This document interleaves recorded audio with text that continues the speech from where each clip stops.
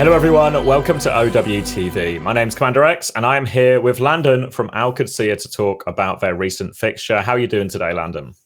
Doing all right. It's a little bit late, but it's a good day. Whereabouts are you now as well? You're in EMEA, presumably somewhere, good ping. What's the current setup? I mean, I'm a little bit homeless, to be honest. Like every 2 weeks, I'm playing from like a different setup, but it could be worse. I think right now we're in I think we're renting a room from Twisted, so that's where we're at. Like me and Checkmate. I don't know where we're gonna be for playoffs. If we're staying here, or where I'll be. It's a guess. Well, it doesn't seem to have affected results or anything like that. So traveling and winning. Yeah. It's good land practice too, like getting used to new setups constantly. Yeah, I mean, it's nice as well. You got Checkmate with you as well, so you've still got like a bit of a team. Yeah, I mean, I'm mostly here so we don't have like an irony situation. Yeah, because I can play from NA on like almost the same ping as I can from Saudi. But I don't know if you've heard about the irony stories, but you should not. If you have a Korean player, you should not leave them alone in Saudi. Neither. Well, you support in game, emotional support out of game as well. So yeah. Mm-hmm. How's it been so far on this stage? Because obviously, great start for you guys already. Does it feel like everything's just smooth sailing? Like obviously, same core of players pretty much all year.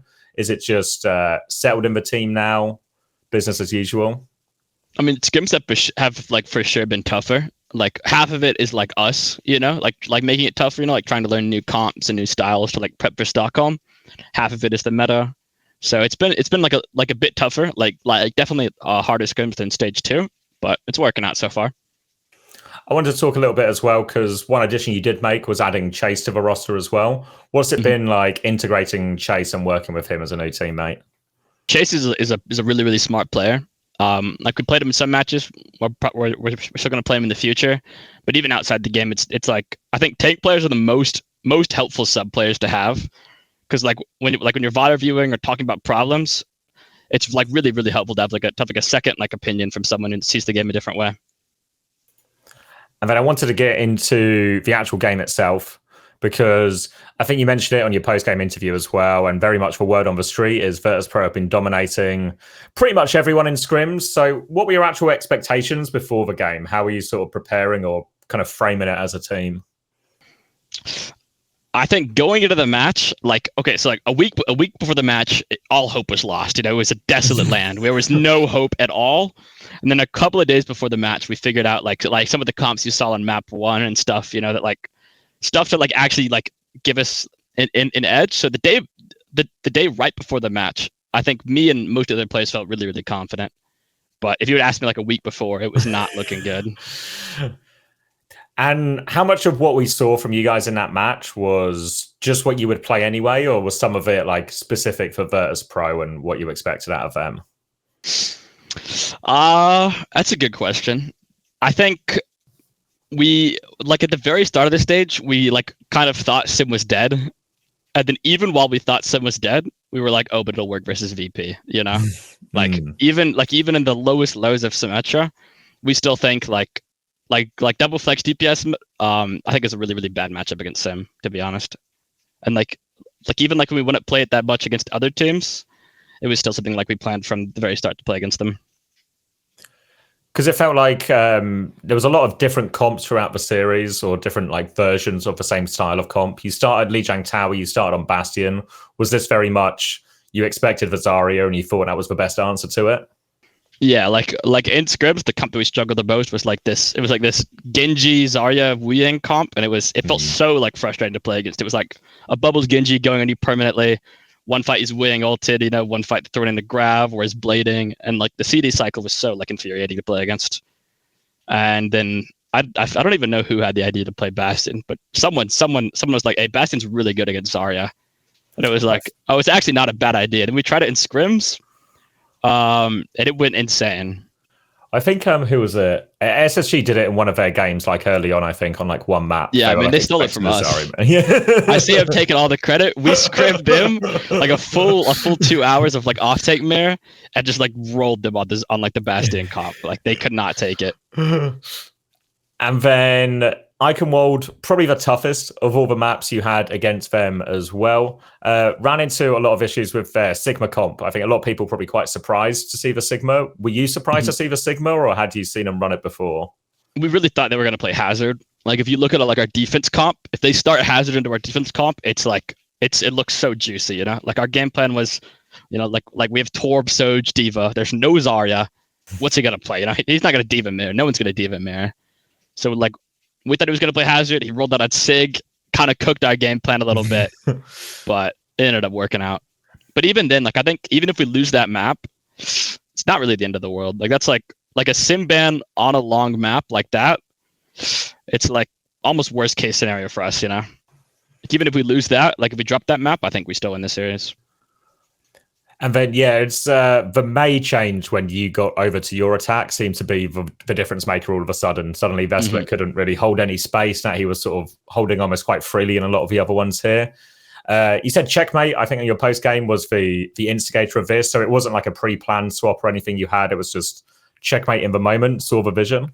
Yeah. Like, we really thought hit scan could work. And I still think, like, if we played it better, I think we could. I think we, like, our defense, I don't think we lost because we had a bad comp rating. I think we just messed up a couple pushes, like battle usage, bad target focus, stuff like that, you know, fighting too early.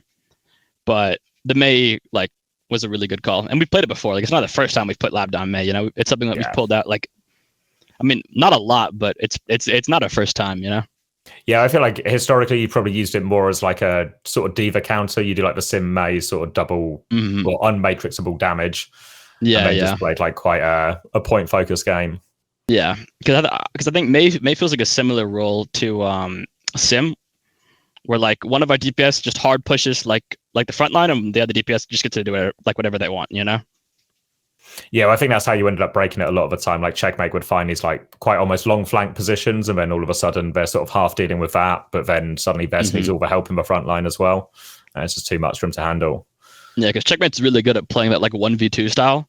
It's something that we actually played like way back when in stage 1. Like, obviously different characters in the Maga meta, but like our team would do a lot of like Genji versus Genji and Lucio. And it was like, he's not gonna kill anyone, but just hold him off, and Labda will kill someone. You know, like just keep him occupied. And so he did something pretty similar, even like on that match. Yeah, I think it was Falcons who talked recently about. They say they use Proper in quite a lot of the same way in a lot of their Tracer stuff as well. Obviously, they did a lot of Tracer and Sim recently as well. Same kind of thing where Proper has to play in these 1v2 situations and just plays for uptime rather than actually like pure dives. And it looks kind of frustrating to play against, to be honest, because even if it's 2v1, Tracer is so slippery. Like, even though like you want to push the advantage, you know, like it's actually really hard to punish, you know. And then so they end up like having to figure out like, oh, do I need to go help my Sigma main? Like do I need to Suzu main? Is Suzu like on my Tracer on the off angle? It looks tough to play against. Yeah, well, it felt like obviously you also sort of used some of your bans as well to sort of force them onto, I guess, like brawlier versions rather than the Wu Yang Kiri as well. So it sort of made that even harder for them as well. Yeah, because to be honest, I think like if anyone Kiri loses us, like that's a matchup we're never going to lose in EMEA. Yeah, like maybe like in all of the West, I think nobody can beat us. Like if we play like a ground tank Kiri Lucio, it's just chopped. You know, it's over. I wanted to ask you about one particular fight on Eichenwalde before we move on as well. The overtime defense from your point of view, they're on attack. It's this crazy long fight. Kevster is somehow the slipperiest man in the world, gets like 8 billion touches. It becomes this huge, chaotic situation. Clutch. What is it like in the comms? What's it like in the team? Like in those situations, how do you handle those type of fights? So it's kind of like on each person, you know, like no one person can call it, you know, like it'll like initially start with, oh, like checkmate, like okay, like I can go back line out, okay, I'm pushing in 3, and then it gets messy. So obviously comms get like way more hectic, and then it's like lab like, oh, like I ult soon, you know, and then someone's calling us pocketing him, something like that, you know, like it gets messy, but like just have to focus on like what each person is doing, you know. Just becomes a bit reactive, like as soon as someone feels they have the next thing, the ult or whatever. Yeah. Like I think like the finisher in that fight was Labda being like 90 on ult, and he was like, pocket me, you know. And then we pocketed him, we got ult, and it was wraps. And then if we move on to Suravasa too, This one is where it was they ban the Bastion, so they can actually play Zarya this time. I mean, yeah, well, it was a good ban for them, to be honest. It was funny to see, but it was a good ban. Yeah, well, this is where you then counter ban essentially to force it to be a Kiri Lucio version of the comp rather than like a sort of double flex support version. And then you guys just take the Zarya mirror here. Is this something you would sort of plan to do at a certain point anyway to take the Zarya mirror? Was it something you'd practiced a lot, or was it just something you felt was the best matchup in the moment? I think for the same reasons that Sim is good in the double flex DPS, Zarya is also good. So like our team practiced a lot, like if we can play comfort, like if we can get Ziad on Diva, for sure we're gonna do that. But some of these matchups are just easier if we just like play the slightly better characters. Because I think like they played what? Zarya, Reaper, Tracer, Kirilu. I think if they have Wu Yang, that matchup's really hard, and if we have Diva, that matchup's really hard. Yeah. But like the way it ended up rolling out, I think like we played first fight and we were like, oh, like it's like so comfy for us, like the matchup feels so simple. Well, yeah, it felt like without the Wu Yang and them just playing Kiri Lucio, suddenly they're sort of just forced. You make it a brawl, much more of a brawl matchup than like a side fight matchup, and then all of a sudden the Sim is actually just really strong in that, even compared to like the Reaper and stuff as well. I think Reaper's really good if he can like when he gets his perks, and then when he's like a Wu Yang to like take attention away from him, But also, I mean, they also got kind of shafted by the map pool. Like if they go Atlas there, their comp is way harder, to be honest. Yeah. But Big Blizzard had us protected. There was no Atlas coming online for them. Perfectly timed. And then on Suravasa as well, obviously you actually won it pretty dominantly, like all three in a row. We got a little listening in the comms on the broadcast as well. During I think it was on the final point, it was the big fight. You guys lose it. It was the one where I think you all die, and then Ziad was like, I think I messed up my Caesar or something on the Reaper. I remember that. Yeah, you died to Blossom, and then it's like it ends up being just Ziad, and I think Kellex is like, he's like 1v4, but Kellex is like, unironically, you can clutch this here, you can take it if you want. But Ziad plays it safe, regroups with the team, and you win in the next fight. But it felt like listening to your comms there, because they were on it for like a couple of fights, really. Now it was all sort of really clean, really organized, everyone calling their things, everyone counting down stuff. And it felt like a really high level of communication. Obviously, not to sneak in too much self-glaze here, but obviously you've been on teams historically now have like sort of prided themselves a lot on our comm structure, like in London as well. How does this sort of thing, how is it achieved? How do you get to this point where it feels like you've got everything you need from the comm structure and everyone's sort of pulling their part, but no one's doing too much? How do you get that level, but maintain that balance? For me, I think I got so used to playing with teams with really good communication that on this team, like stage one, I was so mad at my teammates so much for like not communicating what they need, or like not communicating like when they want to take an angle or something. So like I like not fought isn't the right word, but I was like really, really adamant on like, dude, if you're half HP, like I need to know like right away. Like don't wait till you're like 100 HP and then call I'm one. Like if you want to take an angle, like tell me, so I can help it out and stuff. So I put like a lot of emphasis because like, I mean, as like a Spitfire player, if I lose a fight to bad communication, like I just want to kill myself, You're gonna know about it, yeah. Like if the first words out of your mouth in a fight are "I'm dead," you've already fucked up. That's yeah. So like it wasn't even like something like intentional for me to like work on, but just me as a player, like I got really pissed when people didn't talk. And I think Ziad and Lab took that like really, really well, and like actually like used just me being like an angry little dude to like actually like develop themselves as players, and they communicate like way better now. Well, I think in all of these sort of high functioning teams, is you sort of have to set the standards and hold everyone accountable to those standards to make sure you get the sort of level you need. And then obviously now you've beaten Twisted Minds, you've beaten Virtus.pro. Very much everyone sort of framed EMEA as a sort of free horse race.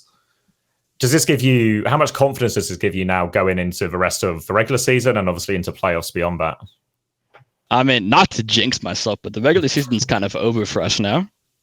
It should be are we on for another perfect stage? I mean, at least regular season. Like in our minds, like where we are right now is just keep grinding like a couple of different stuff. Like use these 3-4 weeks as practice. See what like the big patches right before playoffs, and then like, and that way like we're not just like one tricking something. You know, like we'll have a couple different looks, see what playoffs happens, and then hopefully go far. And then next on the horizon immediately is, of course, Team Peps, who got a pretty big win themselves, obviously up against Genji in that sort of race to make sure they're in playoffs or get close to the top 3. What are your expectations for this Peps game then? Is there any sort of comp they have or any player in particular you're worried about or you think you need to solve for it? I mean, they're not a bad team at all. Like I think like they have their strengths. They're like they are like a hazard spam team, you know? That's what they play. If they're gonna win a match, they're gonna be on hazard spam, you know, like but I think for the same reasons that like we can make VP's comp like tough to play with certain bans. I think like there's a Freya ban, there's a Wu Yang ban, there's a hazard ban. Like we'll maybe give them like one map to play their comp, but the rest of the series I'm not really worried about because I think off that comp it's nothing to be scared about. And then before I let you go, Landon, do you have a message for the fans before we go? Yeah. I mean, just stay tuned. You know, we're just getting started. The year's only halfway done. Beautiful. Thank you very much, Landon. Congratulations again, and obviously best of luck for the rest of the stage. I'm sure we'll speak again soon. Thank you. See ya.